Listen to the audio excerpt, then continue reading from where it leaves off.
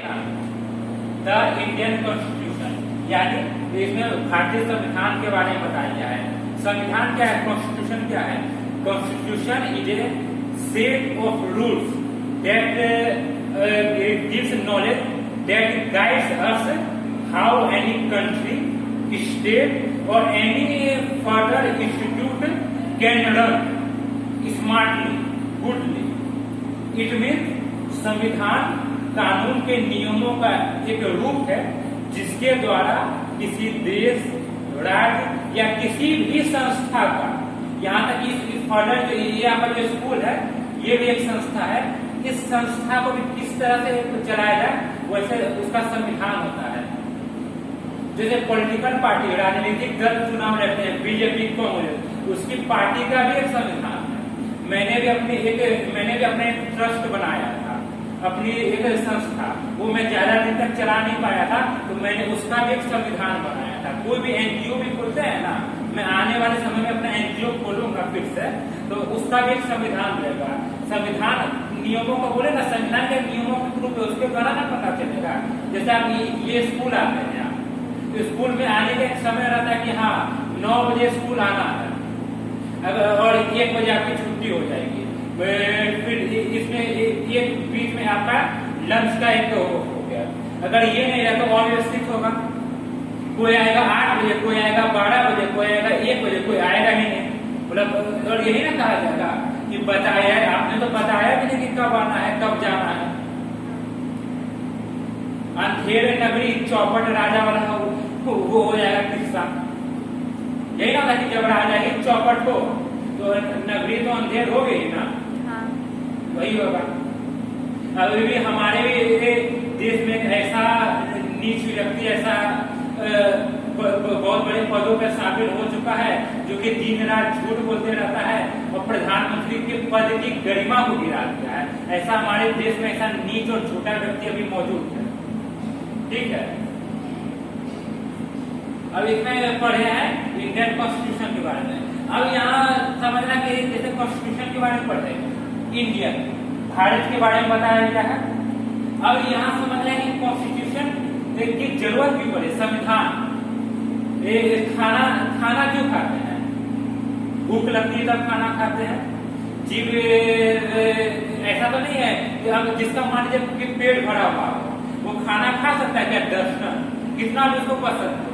जैसे मुझे समोसा काफी पसंद है, अब पेट मान लीजिए खा के आए और 50 समोसा खाने कहते हैं, नहीं खा पाएंगे, अब कोई बचेगा ही नहीं, अपच हो जाएगा, होगा ना। वही बात है।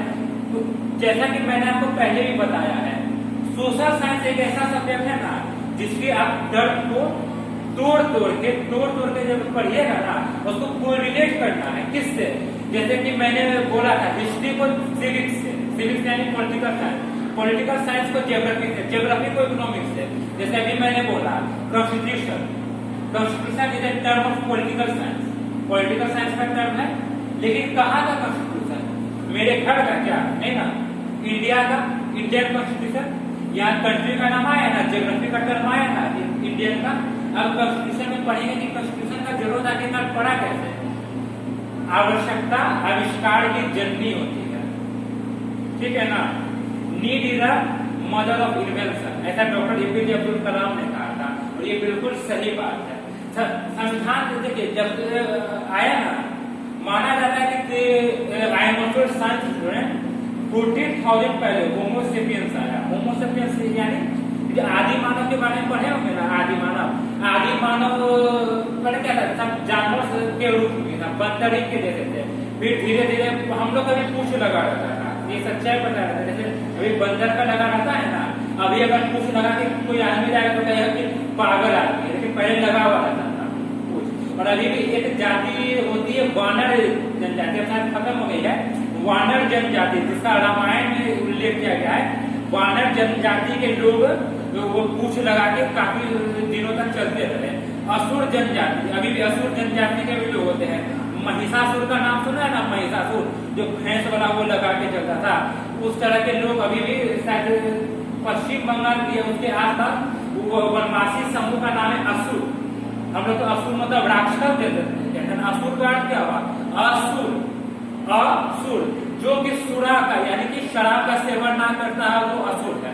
हमने उन्हें राक्षस शब्द के रूप में ले लिया कि राक्षस है, मदिरा पान करता था। अरे सब्जी असुर, असुर, तो इसमें कोरिलेट आपको करना है वर्ड, ठीक है ना। ये मैं थोड़ा सा ऐसे आपको हिस्ट्री में बता रहा हूँ। तो संविधान जब होमोसेपियंस करके आया, आदि मानव बन के आया, तो आदि मानव बन के आया तो किसको क्या पता, पेड़ का छाल लगा के आता था, पेड़ का छाल लगाता तो हमें नहीं ना पता। फिर धीरे धीरे आदमी की बुद्धि का विकास होने लगा, आग का खोज किया, आग की खोज के बारे में पढ़े होंगे। फिर धीरे धीरे आदमी का बुद्धि का विकास आया। होमोसेपियंस जो है ना, वो हमारा ये बुद्धिमान होता है ना, बुद्धिमान मानव, होमोसेपियंस का अर्थ वही होगा। 40,000 पहले साल पहले आया।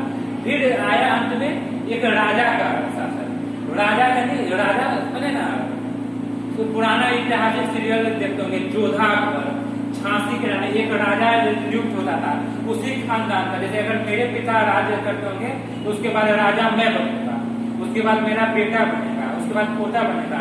तो इसमें तो लोकतंत्र नहीं रहा। इसका एक डिमेरिट क्या, लोकतंत्र नहीं, जनता तो नहीं चुनेगी। और उस समय एक अंधविश्वास है, उस समय का एक विश्वास की राजा क्या है, राजा भगवान का रूप, ये माना जाता था। इसको अगर आप आगे पढ़िएगा बीए में तो एक सिद्धांत आता है, देवीय उत्पत्ति सिद्धांत। तो मैं कहता था कि राजा क्या है, वो भगवान का रूप है, जो राजा कहा वो भगवान का आदेश है। मैं नहीं कहता हूँ कि सभी राजा क्रूर होते थे, ऐसे बहुत सारे इतिहास में राजाओं के बारे में पढ़ेंगे, रानियों के बारे में। लक्ष्मीबाई का मैं नाम लेता हूँ, काफी अच्छी महिला थी, रानी दुर्गावती, महाराणा प्रताप। लेकिन कुछ क्रूर शासक भी हुए हैं, जैसे मोहम्मद बिन तुगलक, एक सनकी विद्वान था लेकिन सनकी था, पागल था। दिल्ली से कभी अपना राजधानी दौलताबाद ले गया, कितना लोग उसी में मर गया। दौलताबाद से फिर दिल्ली ले आया। तो राजा का शासन है, आप वहां कुछ बोल नहीं सकते हैं, ना खाता ना वही, जो मैं कहूँ वही सही। इस सिद्धांत में ये रहा राजा का, मेरा ही बेटा राज करेगा, अयोग्य होगा, मूर्ख होगा तो भी मेरा ही बेटा राजा करेगा। तो लोकतंत्र का इसका सबसे बड़ा डिमेरिट यही है, इसमें लोकतंत्र है ही नहीं, इसमें जनता की मर्जी है ही नहीं। फिर बाद में आया, इसी सब स्थिति से निकलते हुए सबसे पहले अगर आया कहीं लोकतंत्र तो वो आया इंग्लैंड, ब्रिटेन। वहां के राजा को उसकी सत्ता से उखाड़ करके जनता ने फेंक दिया और वहां जनता के द्वारा उनके शासन होने लगा। अभी भी वही होता है। रानी एक प्रतीकात्मक रूप है, प्रतीकात्मक रूप यानी कि सारी शक्तियां रानी के नाम से होगी, रानी इस देश की मालकिन है, कहा जाएगा, सिर्फ बोलने के लिए है। लेकिन शासन प्रधानमंत्री यानी कि जनता का चुना हुआ प्रतिनिधि मिलकर प्रधानमंत्री बनाता है और वही करता है, ठीक है ना। फ्रांस में भी जब फ्रांसीसी क्रांति हुई थी 1789 में, क्लास 9 में पढ़िएगा, फ्रांसीसी क्रांति चैप्टर 1 में है, उसमें इसका जिक्र किया गया है। तो लोकतंत्र कैसे आया, क्रांति से आया। क्रांति का होता है बदलाव, बदलाव से आया हमारा लोकतंत्र। ये हमारे देश की खूबसूरती वो फ्रांस में आया। फिर हमारे देश में अंग्रेजों का सबसे पहले राजाओं का शासन रहा था। राजा एक खास वर्ण से आते थे, क्षत्रिय समाज के लोग थे, कहीं कहीं ब्राह्मण समाज के भी लोग राजा बने। उसके बाद आए तुर्क सब आए थे, खिलजी वंश का शासन रहा हमारा, मुगल वंश का रहा, मुसलमान लोगों का शासन रहा, मुस्लिम वंश का। उसके बाद फिर अंग्रेजों का शासन रहा और फिर हमारा देश जब आजाद हुआ, कब आजाद हुआ हमारा देश पता है?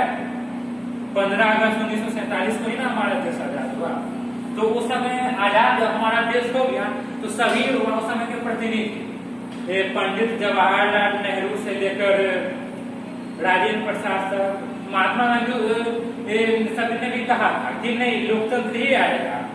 नहीं तो उस समय भी कांग्रेस का योगदान रहा था आजाद कराने में, तो कांग्रेस के शासन सौंप देता, ऐसा तो नहीं हुआ। आएगा तो लोकतंत्र ही आएगा।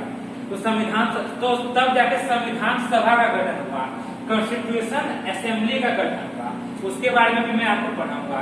उस कॉन्स्टिट्यूशन असेंबली के द्वारा ही ये पारित हुआ कि लोकतंत्र कैसे कैसे आएगा, संविधान पारित हुआ। उसी में ना कानून का दायरा हुआ कि लोकतंत्र कैसे आएगा, जनता को क्या पावर है, जनता को भी नियम माना होगा, अधिकार अगर होगा ना तो कर्तव्य भी होता है। अगर हमारा अधिकार है कि हमें बोलने की अभिव्यक्ति है, तो ये भी कर्तव्य है कि मेरे बोलने से दूसरे को ठेस ना पहुंचे। मुझे गाली गलौज करने की परमिशन नहीं है, मैं आपको गाली गलौज नहीं दे सकता हूँ, मारपीट नहीं कर सकता हूँ। अधिकार हाँ, मेरे साथ अगर कोई मारपीट करेगा तो मैं इसके खिलाफ पुलिस में जाऊंगा, कोर्ट जाऊंगा और उसे न्याय देना पड़ेगा। वो भी कोई राजा नहीं है पुलिस को, वो मेरी ही सेवा के लिए बना है। हमारे जो नेता चुन के आते हैं वो भी हमारी ही सेवा करने के लिए आते हैं, ठीक है ना।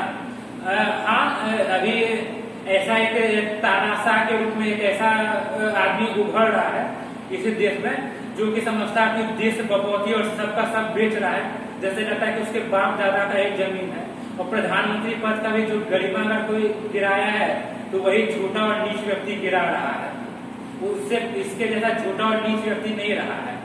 बिहार में भी ऐसा ही 1990 के समय मुख्यमंत्री रहा था, नीच मुख्यमंत्री, जो कि पूरे बिहार को अपना ही शासन समझने लगा था। जनता के आक्रोश के आगे हटना पड़ा था उसको शासन से। तो ये जनता का पावर है, इस नीच व्यक्ति को भी देश की सत्ता से हटना पड़ेगा, ठीक है ना। ये देश किसी की बपौती नहीं है, ये जनता का शासन। अब्राहम लिंकन ने लोकतंत्र की क्या परिभाषा दी है? जनता का, जनता के लिए, जनता के द्वारा शासन है। ना शुभम प्रणव का राज चलेगा, ना राहुल गांधी का राज चलेगा, ना ही उस झूठे चाय वाला का राज चलेगा, और ना ही बिहार में चारा चोर का राज चलेगा, और ना ही सुशासन बाबू का राज चलेगा। जनता जिसको चुन के भेजे उसका राज चलेगा, ठीक है। तो ये है संविधान का जरूर समझ में आ रहा है ना, जो राजाओं का शासन होता है, लोकतंत्र ही नहीं है। संविधान का क्या है? संविधान हमें अधिकार देता है कि हम अपने द्वारा जनता चुन के भेज सके, बहुमत का फैसला होगा, वो शासन करेगा मेरी सहमति से। और फिर अगर मुझे लगने लगेगा कि वो खराब काम करता है तो उसे फिर अगले चुनाव में मैं हरवा दूंगा, हम लोग मिलकर हरा देंगे। हुआ है ना, बिहार में भी 15 साल एक चारा चोर राज किया था, खुद को कहा था कि सामाजिक न्याय का देवता है, ये है, कहता था कि जब तक रहेगा समोसे में आलू, इस तरह की उल्टा सीधा भाषा दिया, और फिर अंत में जाके जेल में उसको सड़ना पड़ रहा है। तो ऐसे है, कभी ये देश किसी की बपौती नहीं रहेगी। पुलिस भी हम पे अत्याचार नहीं कर सकती। पुलिस अगर अत्याचार करेगी तो उसके खिलाफ भी हम कोर्ट में जा सकते हैं, फैसला होता है। यहाँ तक कि अगर कोर्ट का न्यायाधीश भी गलत करेगा तो उसके खिलाफ भी हम केस कर सकते हैं, उस पर भी फैसला होगा। ऐसा हुआ है, ठीक है। धन्यवाद।